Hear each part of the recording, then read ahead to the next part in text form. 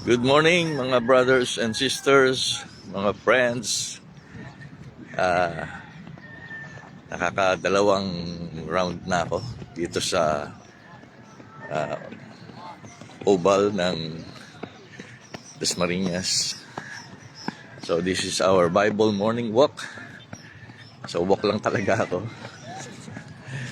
And marami naglalakad, marami nagja-jogging. Ayan. So,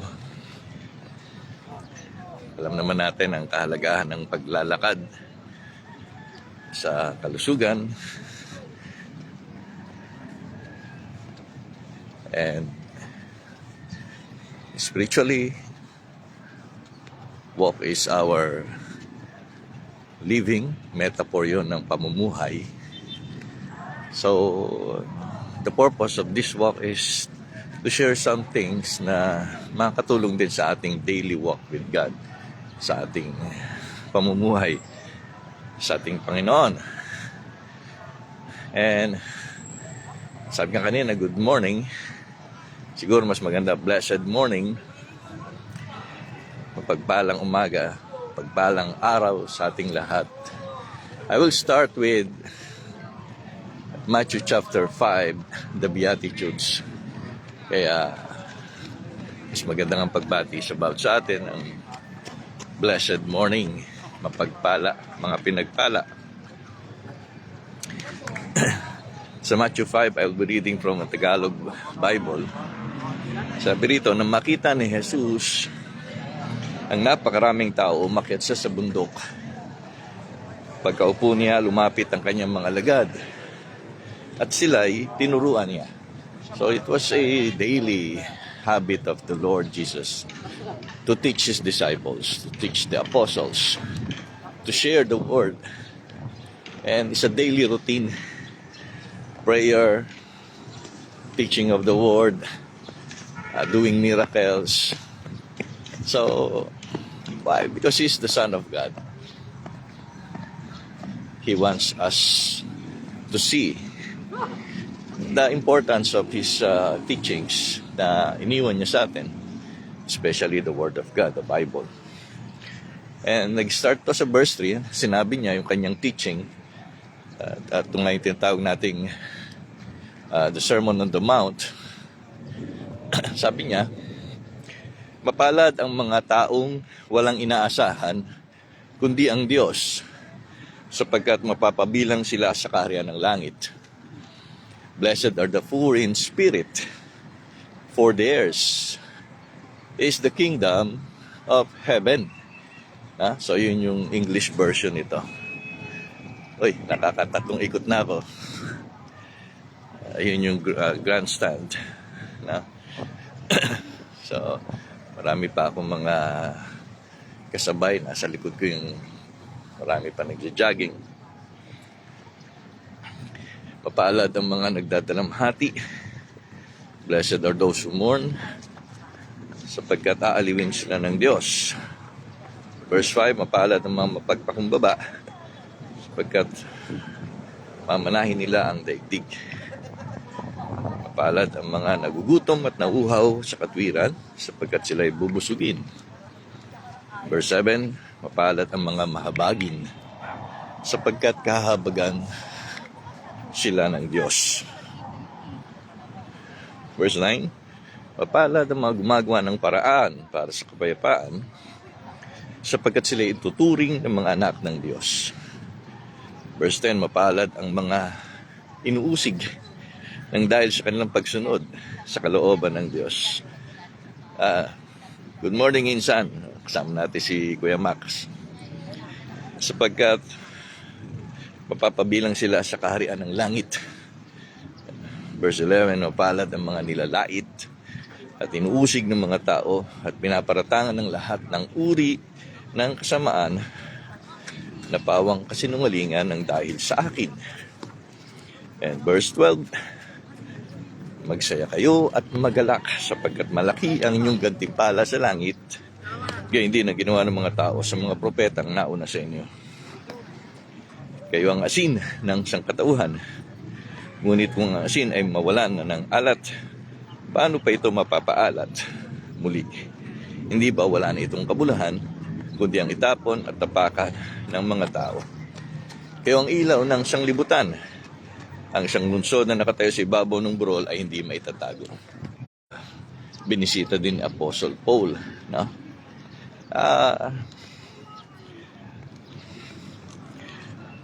Meron dong lugar na tinatawag na the Blessed Island or the He Macaria. Lupa, fertile, napakadaming mga natural resources, minerals, abundant, no? And baga para isang sa description would be a garden of Eden, paraiso na wala ka nang hahanapin pa. Nandun na lahat sa isla. And that means yung idea ng pagiging blessed, mapalad, or happiness ay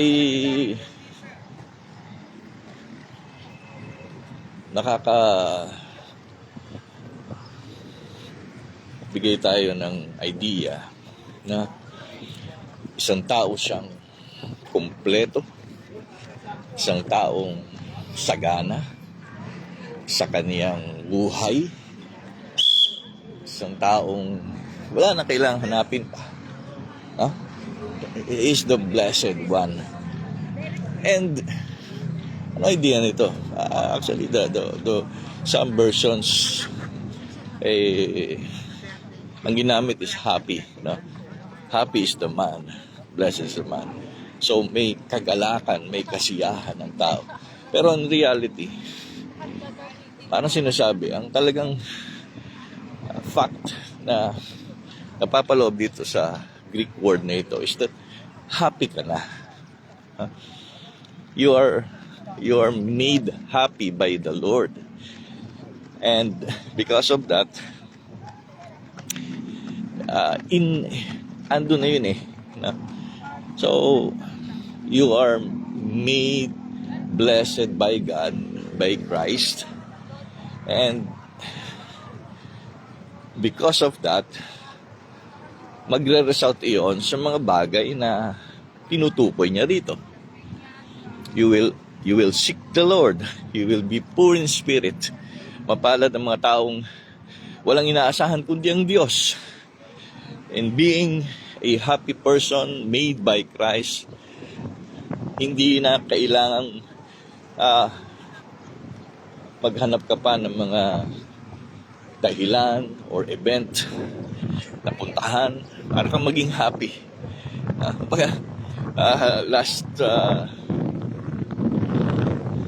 Last month, nandun kami sa Boracay. Talagang masaya. And that would be a reason to be happy. But then, sa isang Kristiyano, additional bonus lang yun. Baga happy ka na, plus meron pa uling panibagong happiness na idinaragdag sa iyo ang Panginoon. But that won't remove yung happiness na innate na sa iyo. Kasi nga, ikaw ay follower ni Christ. Kaya, mapalad ka. Kahit ano pang mangyari, you will always be blessed. You will always be blessed. You will always be happy. Kaya ni-remind tayo that we should be poor in spirit. We should continue to be poor in spirit. Actually, the Greek word for poor there is pitokoi. Pitokoi na. Literally, it means someone who is crouching. Di ba yung mga pulube, no? Nakaupo, gumagapang sa sahig, no? Because they are asking for alms. Ganun naman talaga ang sitwasyon noon. Ngayon, naglalakad, ang lalakas. Simasabay pa sa mga sasakyan na mamalimos. So, ang idea ng pitokoy poor in spirit. Pitokoi to pneumato, no? In spirit. So, ang ibig sabihin, ang inaasahan lang talaga natin dapat ay ang Panginoon. And that makes us happy. That makes us blessed. So we are blessed, and that is one characteristic of a blessed person. Kaya ulitin ko, blessed na ang mga mananampalataya. Happy na ang mga mananampalataya. Kahit pa walang maging dahilan para puntahan ka ang lugar para ka sumaya. Hindi. Masaya ka na. You'll always be happy in the Lord. Ngayon, sabi nga, kung bigyan ka ng Panginoon ng opportunity, no, tulad namin, last 2023, we're able na, loob na Panginoon, makapunta kami mag-asawa sa Canada. So, additional happiness lang yon. Pero that does not makes us happy because we are already happy in Christ.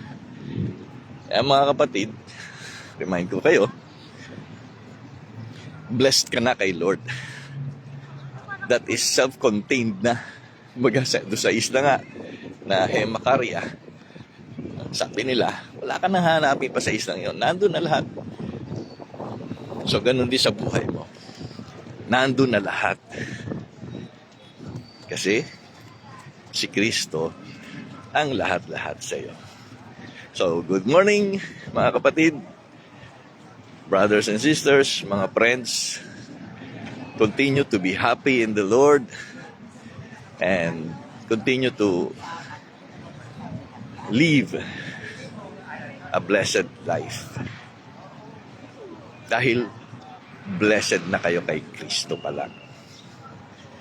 Wala na kayong kailangan hanapin pa. Si Kristo lang ay sapat na para sa kasayahan, kagikaligayahan na kailangan natin. So, good morning again. Blessed morning. This is your brother in Christ, Pastor Hill, sa ating Bible morning walk. See you tomorrow, mga kapatid. God bless po.